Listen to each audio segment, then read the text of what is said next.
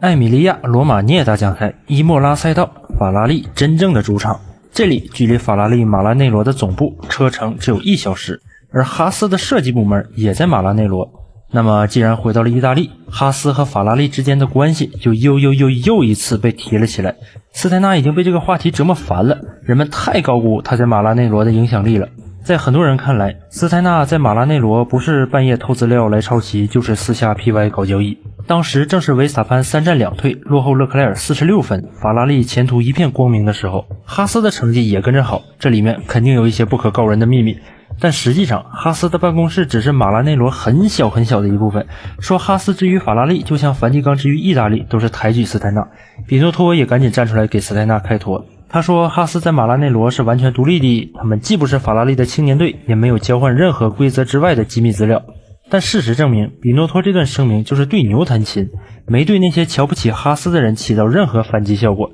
他们的逻辑是，哈斯有了竞争力，肯定超得法拉利，哈斯场场都垫底才是真正的实力啊，这也太不讲理了。其中一位代表人物就是现任索伯集团 CEO、时任迈凯伦领队安德烈亚斯·塞德尔。塞嗨认为技术规则应该改一下，大车队只可以卖给小车队引擎和变速箱，其他的一律不允许，都必须自己造。斯泰纳回击说，塞德尔就是想让 F1 回到上世纪，小车队丝毫没有竞争力，经常为了快上0点几秒而推得太猛上墙，但正赛还是要被套个4、5圈的时代。或者他单纯只是不想让小车队们动了大车队的蛋糕罢了。斯泰纳也是对塞嗨的言论十分愤怒，你要不满意，你去 F1 举办我呀，搁底下穷逼逼算啥本事。而且英语老师已经正式邀请 FIA 去马拉内罗参观哈斯的办公室了，为的就是堵上塞德尔这些人的嘴。更让斯泰纳一不打气出来的是，他最近发现反对季前测试中给哈斯额外测试时长的也是塞德尔啊！都说了缺席测试是官方物流的问题，不是车队的问题，怎么塞德尔就不能拿出点大车队的气度呢？而当斯泰纳亲自找到塞德尔问他为什么会如此富有体育精神的时候，塞德尔哈哈大笑，3句话让斯泰纳骂了他15分钟。原因很简单，哈斯人穷志不穷，车可壮不可辱，对自己和车队一定要有尊重。难道承认哈斯今年有一台好车很难吗？塞德尔简直是早上6、7点钟的太阳出生的东西。经历了周四新闻发布会上的闹心事之后，斯泰纳急需一些能让自己开心起来的事儿，而哈斯也没让斯泰纳失望。马格努森在排位赛拿下了第4，他冲出赛道的时候，斯泰纳的心都凉了。但在诺里斯的事故之后，马格努森守住了这个位置啊。至于塞德尔啊，你就继续打小报告去吧，没人稀得管你。马格努森前面的是勒克莱尔、维斯塔潘和诺里斯，而勒克莱尔在2016年跑 GP3 的时候，在哈斯跑过4场1练，所以4舍5入前5有2位哈斯传奇。当晚 F1 集团的 CEO 土生土长的伊莫拉土著，奥迪进入 F1 的奠基人，法拉利最后一冠的见证者斯蒂法诺·多梅尼卡利邀请所有10位领队去吃晚饭。要说多梅尼卡利没特意安排过位置，斯泰纳是不信的，因为霍纳和马桶狼坐在餐桌一侧离得最远的2个位置上，而斯泰纳和塞德尔同样离得最远，这样他们4个就不用上演狂人日记了。很多人都问斯泰纳，霍纳和马桶狼的矛盾真的像极速求生里演的那样尖锐吗？对于这个问题，围场究极日子人斯泰纳给出了他的标准回答，只要他俩没见血或者没搞基，那么谁他妈在乎？这个想法跟他对于21年收官战的看法不能说是大相径庭吧，只能说是一模一样。不过没准霍纳和马桶狼真有过干掉对方的想法，就像斯泰纳想干掉塞德尔一样。唯一一个阻止他们互相残杀的原因就是他们都是一条船上的蚂蚱，真要干起来，翻的就不只是友谊的小船了，更是整条 F1 的大船，要以大局为重。不能打架，不能打架。领队们要讲究传统功夫的点到为止，要讲武德，以和为贵，不要搞窝里斗。不过如果 F1 以后的收视率真的没救了的话，学马斯克和扎克伯格支个8角笼，安排一场领队之间的拳击赛也不是不可以。一边是150斤的英国大力士，另一边是统治德国车队的奥地利人，谁赢了谁就可以抢走对方的预算，输了扣积分或者下一站罚队几个位置啊，岂不美哉？斯泰纳还损了一把瓦塞尔，他说虽然瓦塞尔比自己小3岁，但他看起来就像自己爷爷辈的人，要是真打起来了，瓦塞尔连个土豆都削不动。反观奥聘的萨夫瑙尔，他应该很能打。虽说马格努森排位赛取得了第4，但他冲刺赛的速度还是不够。马格努森疯狂画龙也没有挡住身后快车的攻击，第8圈被佩雷兹超过，第11圈被里卡多超过，第12圈被塞恩斯超过，倒数第3圈又被博塔斯超过，最终第8弯赛只拿到了1分。对于第4的排位赛成绩来说，这个名次显然不是斯泰纳想要的。不过米克倒是在拉塞尔和维特尔身前完赛了，正赛第10发车。对于渴望取得第1分的米克来说，这个位置还不错，就看他的表现了。周日的正赛，马格努森在第1圈的混乱之后一度来到第5的位置，但可惜又是 yesterday once more。现在赛车的稳定性已经不是问题了，不过这是拿速度换的。第12圈拉塞尔过去了，2圈之后博塔斯也过去了。一停换上干胎之后，马格努森又被角田和维特尔超过，最终他第9完赛拿到2分。真是 so close but yet so far away， 离好成绩那么近而又那么远。但是米克却没有抓住他的机会，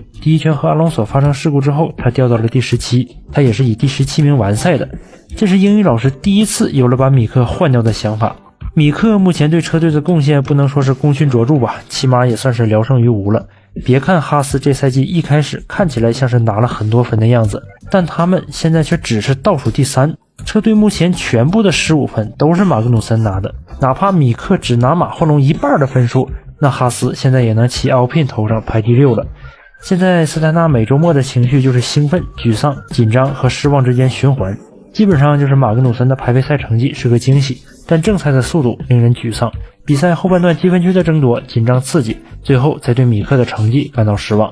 斯泰纳准备再给米克几场比赛的时间，他必须拿出点东西来了，不然就白瞎这么一台好车了。而这时候米克的叔叔，现在的德国 Sky 评论员拉尔夫舒马赫站出来帮他说话了。拉尔夫说，相比于米克，斯泰纳更照顾马格努森。确实，斯泰纳跟马格努森什么关系啊？那可是揭幕战里掉过轮，休息室里甩过门，看过大旗着过火，还给哈斯拿大分的过命交情。这是他们俩在一起工作的第5年，已经非常熟悉对方了。虽然华龙中间缺席了1年，但还是能即插即用，省去了磨合的时间。而米克的性格吧，有点内向，不善言语。斯泰纳曾经想多次进入米克的心房，但只能一次次承受被拒绝的忧伤。拉尔夫护犊子的行为可以理解，但米克的情况也怨不得斯泰纳。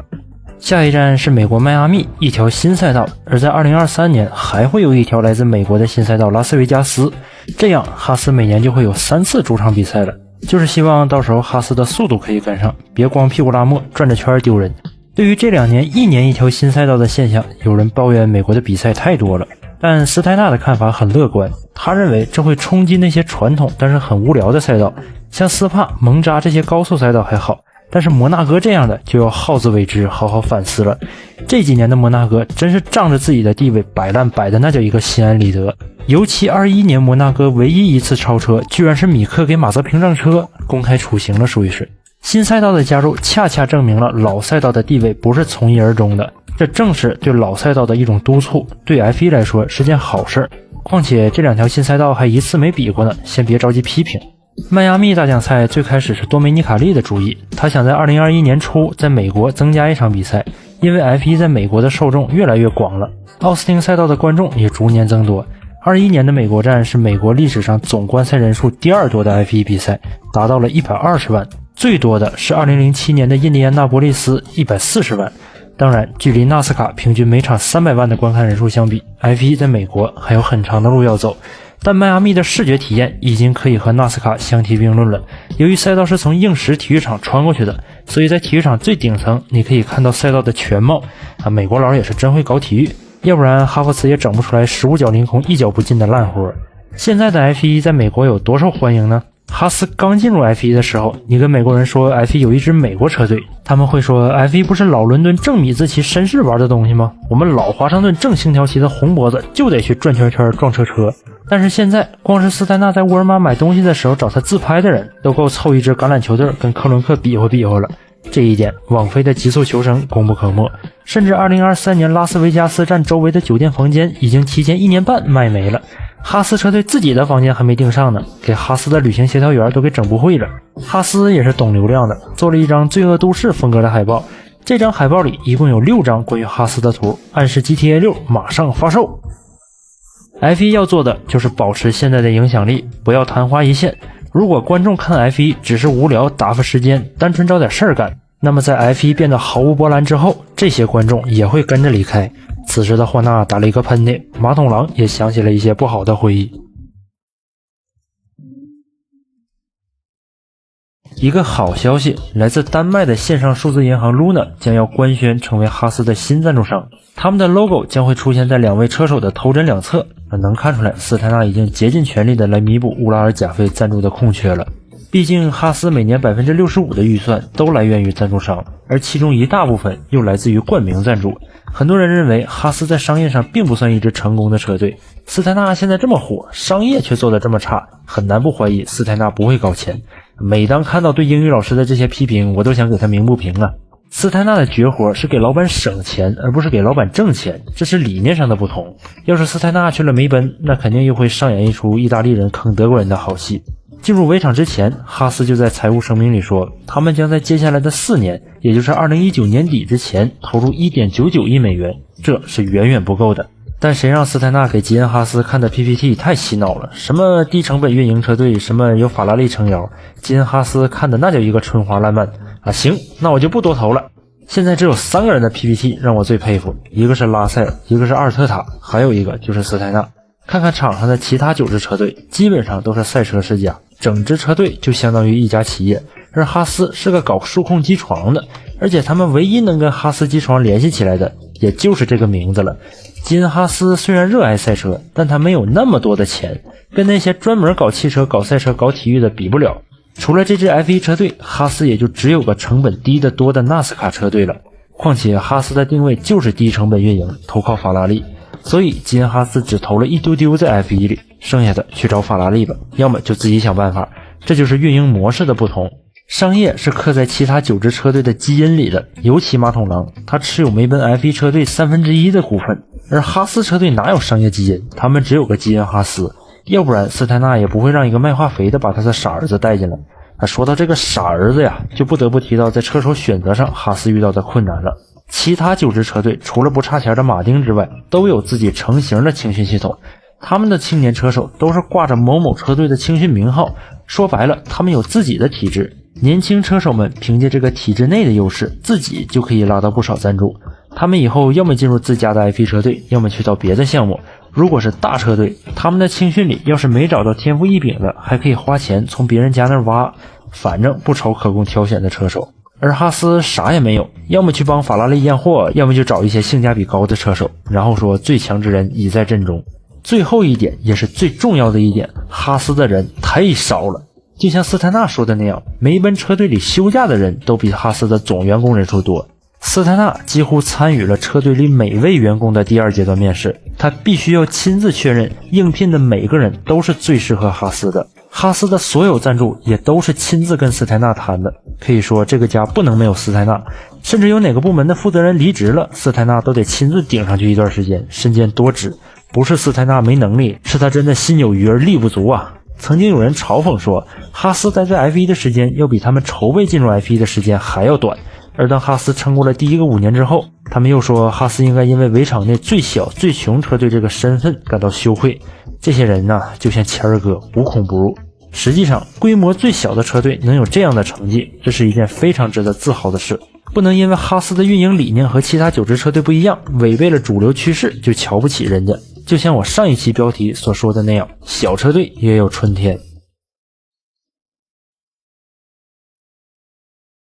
在迈阿密来到这里的明星是所有比赛里最多的，但斯泰纳就像家庭群里面天天分享养生小妙招的长辈们一样，跟不上时代了，谁都不认识。2019年的时候，Trevor Noah 来到哈斯的 P 房观赛，斯泰纳就问哈斯的通讯主管斯图尔特，这小黑胖子是他妈谁呀？斯图尔特说，这是南非裔的美国脱口秀演员 Trevor Noah， 他在推特上有1200万粉丝，在 ins 上有800万粉丝，所以还算小有名气。哎呦我的个乖乖，斯泰纳的中年心灵受到了巨大的震撼，从此斯泰纳就被迫认识了各种名人，这是这谁，那又是那谁，总结起来就是我知道你很牛逼，但我不认识你。迈阿密站来到哈斯 P 房的是 NFL 的瓦特兄弟 JJ Watt 和 TJ Watt， 他们俩的身材简直可以用巨大来形容，感觉都能把贝耐利轮胎给吃了。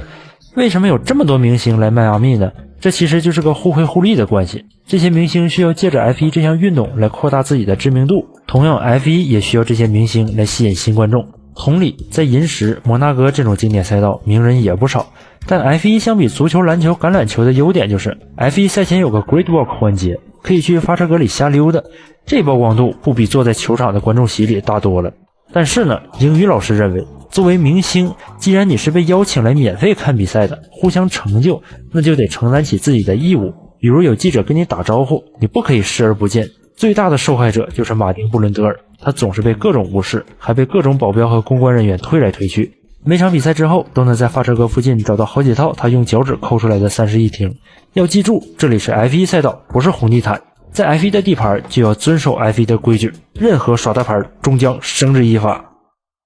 八卦聊完了，那哈斯的成绩怎么样呢？练习赛还行，排位赛简直一塌糊涂。马格努森的 TR 坏了，他在 Q1 和工程师完全失去了联系，所以他硬是用了一套软胎又跑了一把长距离，圈速毫无竞争力，排在第16被淘汰。米克虽然进了 Q2， 但最终只排在第15。哈斯的赛车看起来一点也不能打，就像在澳大利亚站一样。这时候斯泰纳注意到了车队的士气似乎有一些低迷，连续2站表现一般般之后，大家开始害怕赛车有竞争力，害怕拿分了。习惯了上一年场场见底，却不习惯场场拿分了。这就是梭哈新规所带来的一个弊端，车队对于积分，对于成功不够饥渴。斯泰纳只能把大伙叫到一起来做心理建设。毕竟如果不努力的话，那么赛季初的表现真的就只是昙花一现了。到了赛季末，车队会因为没有打起精神让赛车发挥全部实力而后悔的。这一点建议斯泰纳学学传销大师西班牙魅魔阿尔特塔，一直 fork 下去也不是个办法。而第二天的正赛，马格努森和米克就把斯泰纳赛前讲的话忘得一干二净了。